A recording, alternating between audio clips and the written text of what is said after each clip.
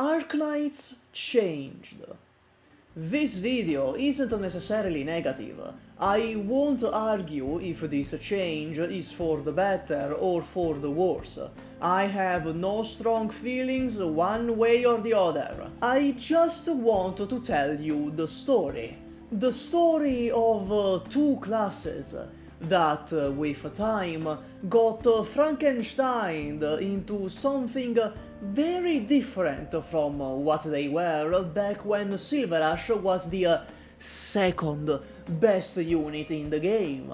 You may say, this video will narrate the guardification of Arknights. Let's talk about Powercreep.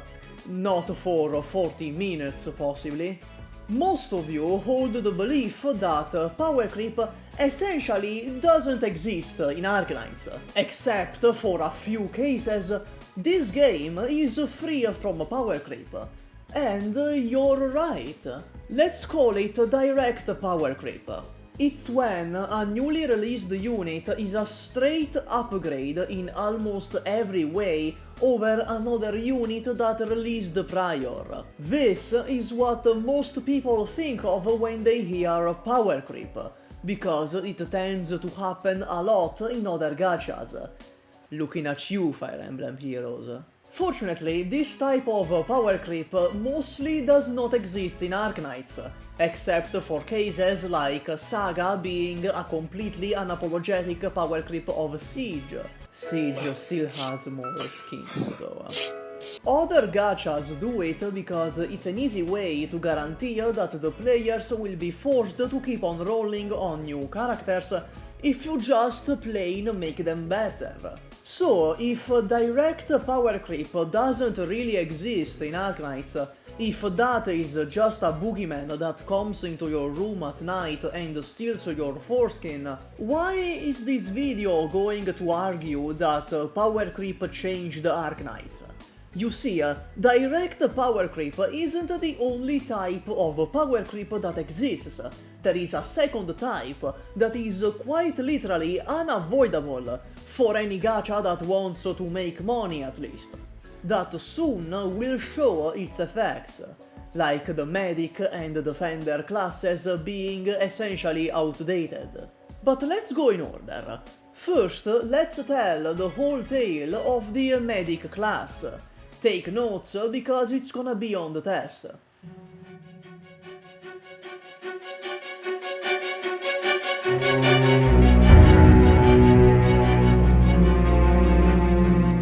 "2019, the game releases.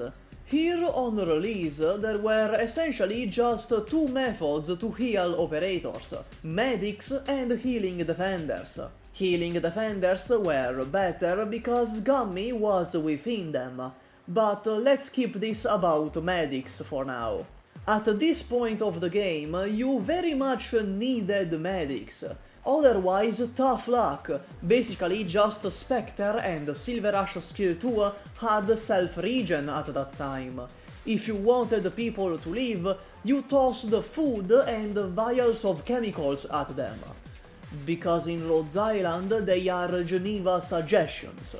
But then an idea came into Lowlight's little purple-haired head. What if medics dealt damage?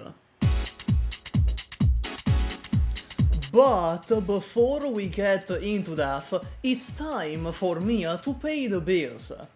Arkprint.shop, they decided to sponsor this video. Have you ever wanted a super cool Arknights sticker or poster? Now you do, and this place sells them. They even sell NSFW variants, because they know their audience. So, if you ever feel like putting a barely dressed sutra up on your wall, now you can. Look at that, they also sell a Gummy sticker.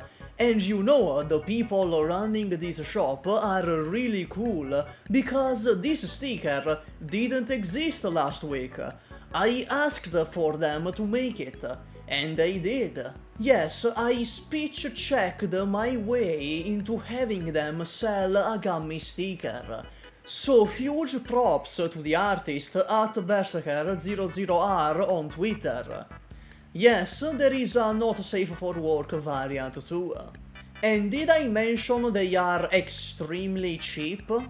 You're losing money not buying a naked Eyjafjalla to stick somewhere. You can use promo code GAMUSSI in all caps at checkout for a 10% discount. Yes, this is real. Doing this will support the channel and get you a cool poster or sticker. But keep in mind, they don't ship outside the US for now.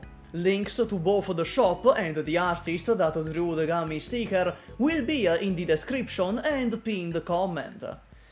Now, where were we again? Right, what if medics dealt damage? So, with Twilight of Volumond, Folinic was born. At that time, Folinic was actually wacky and silly and goofy. She was the first pharmacist. So, believe it or not, she was known for something else beside her feet. With her, marks the first time that a medic was capable of DPS instead of HPS. Then Undertides came, with Not Skadi and Kal'tsit. This unit was in everyone's wishlists for Santa Claus ever since the game released. As you all know, Kal'tsit is a medic, but she prefers murder. You summon the rock cancer kaiju and it just deatomizes anything in its path. Kal'tsit was the second time that a medic was capable of dealing damage, the first time where that concept found great success in the meta. She also prioritized herself and monster when healing, so if someone was injured, she told them to get f***ed, you injured piece of shit. It is important to note that Kal'tsit was also in the beta of the game, and even back then, her main purpose was genocide. Still, something happened at this point of our timeline. The ecosystem of the meta was very different compared to launch. Now, the meta units almost all had self-sustain. Madrock has her shields, Sutra is supposed to kill herself now. Fawns and Mountain have massive HP regeneration, Gummy heals herself, and Link's summons can't be healed at all by the vast majority of operators.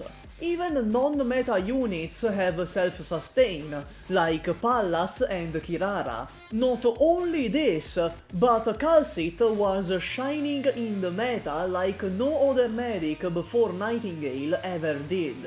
So riddle me this, Arknighter. If most people have self-sustain, or some other way to restore HP and survive by themselves, what are medics for anymore?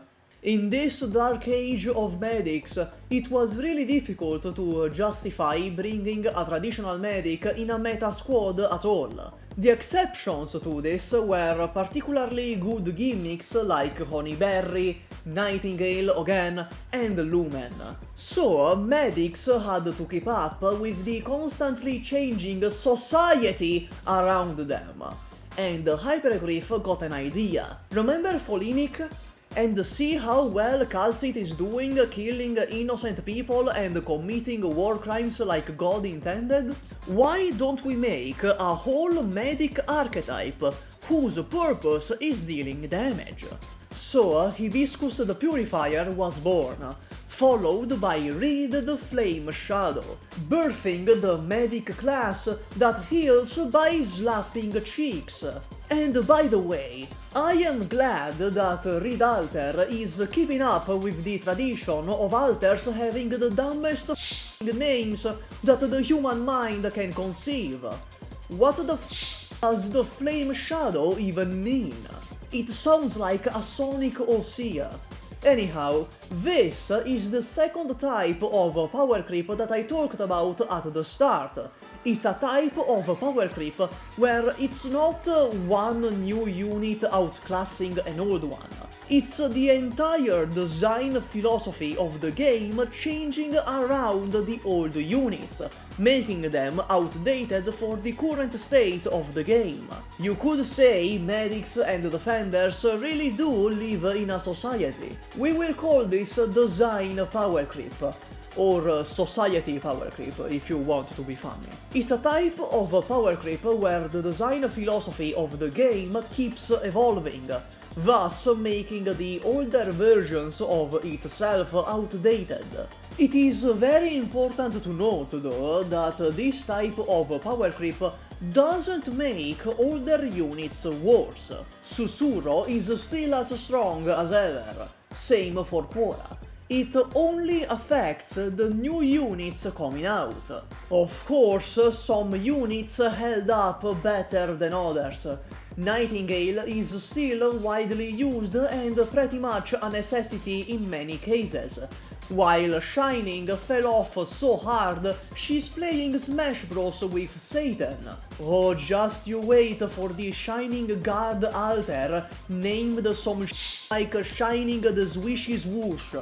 In simpler terms, direct power creep affects old units, making them outclassed in comparison to new ones. Design power creep affects the design philosophy with which new units are made. But it is unavoidable. If gacha developers want you to keep rolling on new operators without falling into direct power creep, they need to lean into design power creep. The game and the new operators need to keep evolving. They need to do more things. Otherwise, there is no reason to roll the new ones when you can just keep Silver Rush. There is 269 operators in the game at the time of recording. That's more than the average Skadi fan can count up to.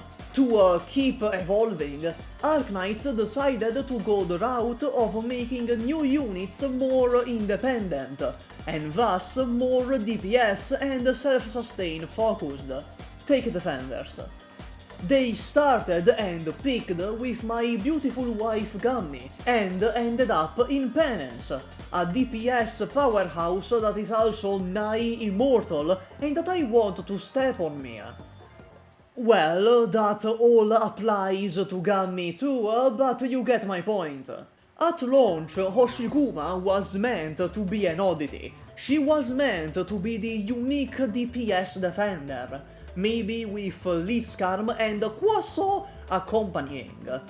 But New Age defenders keep leaning in more and more into DPS, into being guards that block free, like Horn and Penance.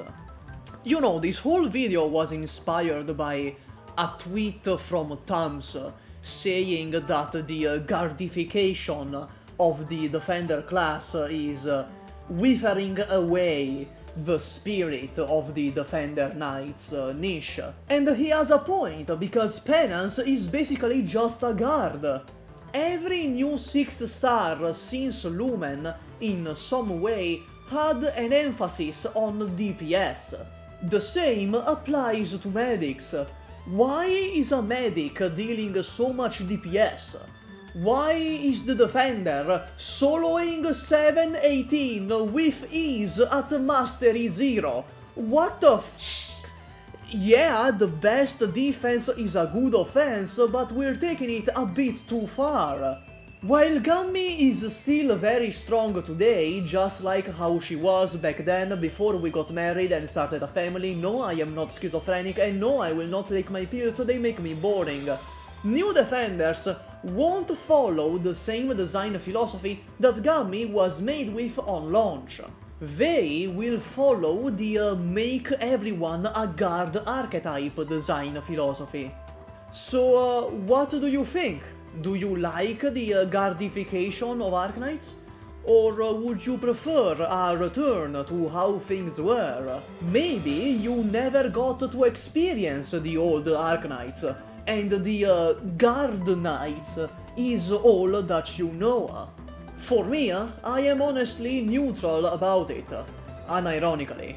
The game needs to evolve to keep business rolling, and I prefer design power creep over direct power creep.